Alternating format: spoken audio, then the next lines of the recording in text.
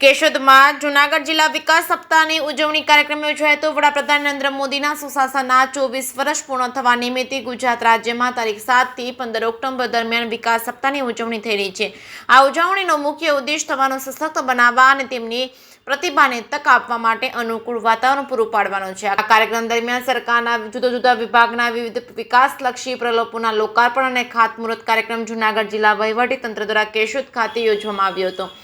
જૂનાગઢ જિલ્લા પંચાયતના પ્રમુખ હરેશભાઈ તેમજ જિલ્લા કલેક્ટર અનિલ રાણાવસિયા, જિલ્લા વિકાસ અધિકારી તેમજ ધારાસભ્ય દેવાભાઈ માલમ, નગરપાલિકાના પ્રમુખ મેહુલભાઈ તેમજ સહિતના અધિકારીઓ આગેવાનોની ઉપસ્થિતિમાં યોજેલા વિકાસ સપ્તાહ કાર્યક્રમનું મંચસ્થ મહાનુભાવોના હસ્તે દીપ પ્રાગટ્ય કરીને કાર્યક્રમનો પ્રારંભ કરવામાં આવ્યો હતો। વિકાસ સપ્તાહ કાર્યક્રમમાં પધારેલા મહાનુભાવો અને નગર શ્રેષ્ઠીઓનું પુષ્પગુચ્છથી સ્વાગત કરી સાપ્તાહિક સ્વાગત કેશોદના આસિસ્ટન્ટ કલેક્ટર વંદના મીના દ્વારા કરવામાં આવ્યું હતું। જૂનાગઢ જિલ્લા કલેક્ટર દ્વારા વિકાસ સપ્તાહ કાર્યક્રમ અંગે જણાવ્યું હતું કે જૂનાગઢ જિલ્લામાં 150 કરોડથી વધારે વિકાસલક્ષી પ્રકલ્પોનું લોકાર્પણ અને ખાતમુહૂર્ત કરવામાં આવ્યું હતું। કેશોદ નગરપાલિકા દ્વારા સમગ્ર રાજ્યમાં સૌથી વધુ વિકાસલક્ષી કામો કરવામાં આવ્યા હોય તેની સરાહના કરવામાં આવી હતી। કેશોદ ખાતે આંતરરાષ્ટ્રીય એરપોર્ટ બનાવવા જઈ રહ્યું છે। ઉપરાંત ગ્રામ્ય વિસ્તારોમાં પેપરલેસ કામગીરીની સરાહના કરવામાં આવી હતી। કેશોદના ધારાસભ્ય દેવાભાઈ માલમ દ્વારા પોતાના ઉદ્બોધનમાં જણાવ્યું હતું કે ગુજરાત રાજ્યમાં નરેન્દ્ર મોદી દ્વારા કરવામાં આવેલા વિકાસલક્ષી કામો કરી સમગ્ર વિશ્વમાં ગુજરાત મોડેલ તરીકે અલગ ઓળખ ઊભી કરવામાં આવી હતી।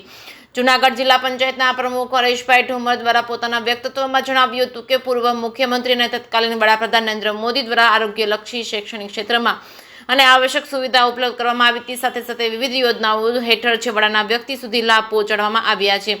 સમગ્ર કાર્યક્રમનું સંચાલન કેશોદ નગરપાલિકાના ઓફિસ સુપ્રિન્ટેન્ડન્ટ પીએ ત્રિથારની દ્વારા જણાવવામાં આવ્યું હતું કે કેશોદ પોલીસ દ્વારા પૂરતો બંદોબસ્ત ગોઠવવામાં આવ્યો હતો। ગાંધીનગર મહાત્મા મંદિર ખાતે ગુજરાત રાજ્યના મુખ્યમંત્રી ભૂપેન્દ્ર પટેલ દ્વારા વિકાસ સપ્તાહ સમાપન કાર્યક્રમનું ટેલિકાસ્ટ મંચસ્થ મહાનુભાવો, અધિકારીઓ, પદાધિકારીઓ અને નગર શ્રેષ્ઠીઓ નિહાળી જોડાયા હતા। કેશોદ ખાતે વિકાસ સપ્તાહ કાર્યક્રમ હેઠળ જૂનાગઢ જિલ્લા પંચાયતના હરેશભાઈ ઠુમરના હસ્તે જુદા જુદા વિભાગના વિવિધ વિકાસલક્ષી પ્રકલ્પોનું લોકાર્પણ અને ખાતમુહૂર્ત કરવામાં આવ્યું હતું અને કેશોદ ખાતે જૂનાગઢ જિલ્લા વહીવટીતંત્ર દ્વારા વિકાસ સપ્તાહ કાર્યક્રમ હેઠળ લાભાર્થીઓ વિવિધ વિકાસલક્ષી યોજનાઓના પ્રમાણપત્ર આપવામાં આવ્યા હતા। જેકેસિંહ ગુજરાતી સાથે રાજુ પંડ્યા, કેશોદ।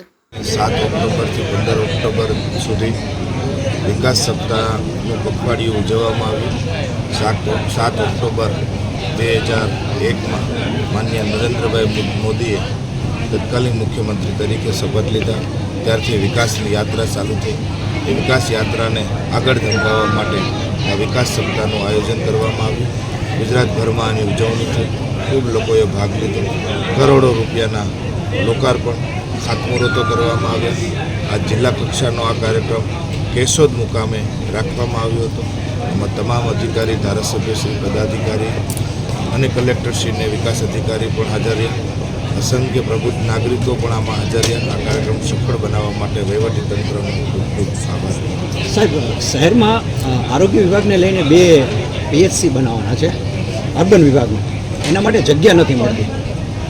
જગ્યા માટે અમે કીધું છે કે જગ્યા અમને એકવાર થશે તો અમે બનાવવા માટે સરકારી હોસ્પિટલમાં જે સ્પેશિયલાઇઝ ડૉક્ટરો હોવા જોઈએ છે, કારણ કે અકસ્માત થાય છે ત્યારે એને જૂનાગઢ ખસેડવા પડે, તો કારણ કે એરપોર્ટ ચાલુ થવાનું છે। ડૉક્ટરોની માંગ છે, જિલ્લાની અંદર ડૉક્ટરોની કમી છે। અમે સરકારને કાગળ કર્યું છે કે વહેલી તકે અમને ડૉક્ટરો આપવામાં આવે, ટૂંક સમયમાં ડૉક્ટરો દિવાળી પછી તરત જ ડૉક્ટરો મળે, એના માટે અમે સરકારશ્રીને સાહેબ, જિલ્લા આરોગ્ય તંત્ર પણ તમારા તાબામાં આવે છે, તમારી નીચે આવે છે। એમપીમાં જે બનાવ બન્યો છે, 32-33 બાળકોના મોત થયા છે। કાલે એક બરોડા પાસે એક બનાવ બન્યો છે, 2 બાળકો અત્યારે સુરક્ષિત છે। જૂનાગઢ જિલ્લામાં ખાસ કરીને કેશોદમાં જેટલા બી હોસ્પિટલ છે, જેટલી બી મેડિકલ છે, ત્યાં કોઈ પણ ડિગ્રી ધારક વ્યક્તિ નથી। એના માટે શું કહેશો? ડિગ્રી ધારક ડૉક્ટર માટે અમે સરકારમાં અપીલ કરી છે, લેખિત મેડિકલ સ્ટોરોમાં પણ કોઈ ફાર્માસિસ્ટ નથી, બીજાની ડિગ્રી ઉપર લોકો ત્યાં બેસેલા છે અને દવાઓ આપે છે, તો કેટલું યોગ્ય? એવું મારા ધ્યાન પર નથી આવ્યું, પણ લેખિત કોઈ ફરિયાદ આવશે તો ચોક્કસ એમની તપાસ કરવામાં આવશે અને યોગ્ય કાર્યવાહી। મીડિયાએ આ અગાઉ પણ પ્રકાશિત કર્યું હતું, પણ ધ્યાન દેવામાં આવ્યું? મીડિયામાં આવ્યું હશે, પણ લેખિત કોઈ ફરિયાદ નથી આવી કે મારા સુધી વાત આવી નથી, છતાં હું તપાસ કરાવીને આવું। કાલે એક ઓડિયો વાયરલ થયો છે ટીડીઓ અને ઉપસરપંચનો, એ વિશે કંઈ કહેશો? હવે એ તો નોર્મલ કોમન બાબત છે, સરપંચ અને ટીડીઓ વચ્ચેના સંવાદ તો ચાલતા હોય છે। એક ગંભીર આક્ષેપો ટીડીઓ ઉપર કરેલા છે, એ પાયાવિહોણા છે।